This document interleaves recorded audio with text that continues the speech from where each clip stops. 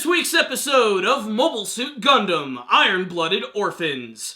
Kudelia Ina Bernstein's role as the Maiden of Revolution is about to come to fruition as war is on the horizon. You know when an anime episode's title is the name of a main character, there's like a 95% chance that that character is going to die. And that's exactly what happened in this week's episode. If you couldn't see this one coming, I really don't know what to say. It really wasn't all that shocking, but this was still a pretty nice episode of Mobile Suit Gundam Iron-Blooded Orphans, which again, surprisingly, did not have any mobile suit action, but damn are they teasing some of the brand new mobile suits. In particular, Akihiro's brand new Gundam, which, if you watch the preview for the next episode, it's totally gonna get spoiled for you. That being said, I love this episode right here, and I'm also happy to announce that there is going to be a second season of Iron-Blooded Orphans, and because of that, and actually knowing of this, I'm actually a little bit more appreciative of the slower storytelling that they're doing here, because they are really building these characters up quite a bit. There were so many heartbreaking scenes from this week's episode, all of which were incredibly intense. Kudelia Ina Bernstein is kind of like the pawn on a chessboard. She's being moved around so that she can be used as a sacrificial piece. And she's being used by Gordon Nobles and Gallarhorn. Basically, what's really going on here is they're trying to drag her into this militant situation where she's going to get involved with all of these Unionists who are going up against Gallarhorn, and she's going to get caught in the crossfire, and she's going to seemingly be killed. However, it's Fumiton who ends up being the sacrificial lamb in this episode, where she throws herself in front of this sniper, which ends up saving Kudelia, but killing her in the process. And this allows her to reflect on everything she learned from Kudelia throughout the course of this episode. There are a lot of flashbacks in this one, which really expand on their characters. The most important flashback from this episode is this scene where Kudelia was showing Fumiton this book, which apparently in this time, print is just completely dead, and almost no one has even seen one. In fact, books are actually kind of ritzy. She's so rich that she has books.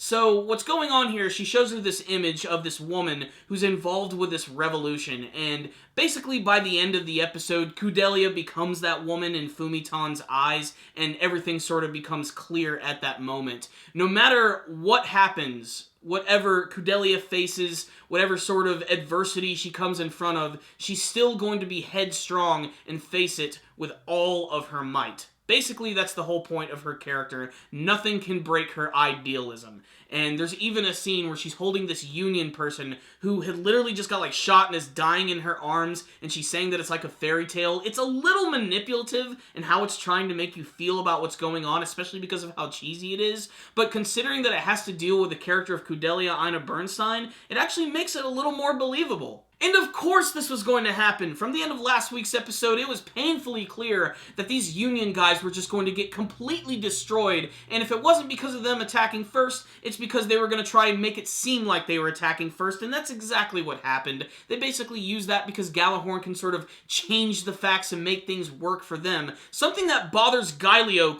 quite a bit, and something that I really think is really interesting about that character. So basically all the Union guys just get completely gunned down in this massacre, which is highly disturbing, with Kudelia barely surviving and Fumiton getting shot and literally dying, falling on top of her, with Mikazuki saving the day at the end. Now, what's really interesting about Mikazuki this week is I still can't quite tell who he's romantically involved with. There's a scene where he has this touching moment with Atra, where he's caressing her face and just letting her know that everything's gonna be fine, just go do what you gotta do, I'll take care of Kudelia. He basically does this without saying anything, and I'm not quite sure how to take the scene. Frankly, I think he's just been influenced by Naze Turban, and that sort of allowed him to open up just a little bit more, but he ends up saving Kudelia, and I like the fact that he gets her out of her funk by basically saying, that's not Fumiton anymore. He gets right to the point about it, so that way she completely understands everything that he is saying.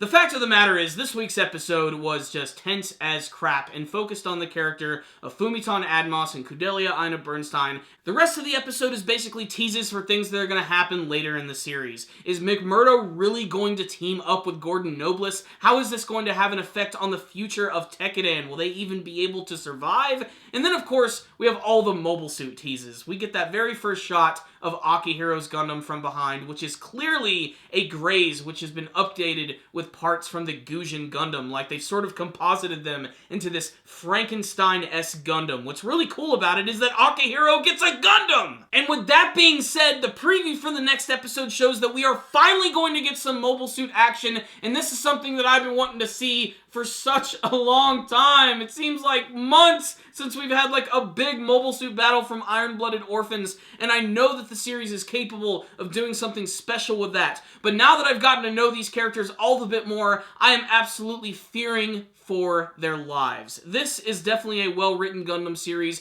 In terms of how they do the storytelling, it kind of reminds me of Turna Gundam, where it doesn't really focus on the action so much, and more on the characterization. And you know what? That's not actually a bad thing. So what's the rundown on this week's episode of Mobile Suit Gundam Iron-Blooded Orphans? Fumitan was destined to die in this episode, and something bad was going to happen to her almost from the moment she was introduced. She was a constant shady character, and you were just sort of waiting for that moment. Especially at the end when you saw that sniper, my first thought is, oh, she's going to jump in the way. She's going to jump in the way. She's going to boom! It's Piccolo from Dragon Ball Z deflecting Nappa's attack with his body. That's exactly what happened in this episode, but it was still a heartbreaking moment. Another thing about this episode that is still surprising me is how some people know about Kudelia's existence and what she looks like, and others don't. There were reporters who see her for the first time in this episode. They have no idea who she is. Random Union guy knows exactly who she is the minute that he sees her.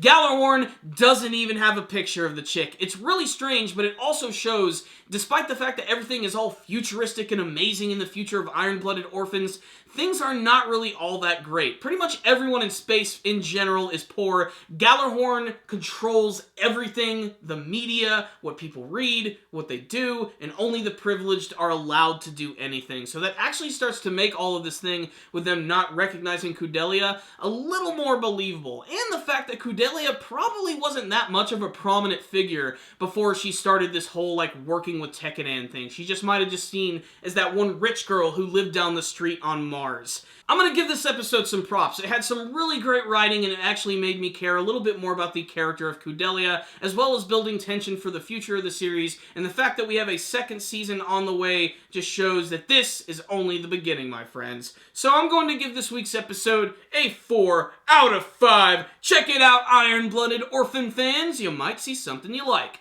But if you did watch this week's episode, why don't you tell me what you thought about it in the comments section below? Did you have a favorite scene from this episode? Were you saddened over the death of Fumitan? What do you think of Akihiro's brand new Gundam, and what do you want to see from the rest of Iron-Blooded Orphans and the second season and beyond? Make sure to tell me in the comments section below. You guys are awesome! Thank you for watching this review. Make sure to like it if you would like and subscribe to the channel.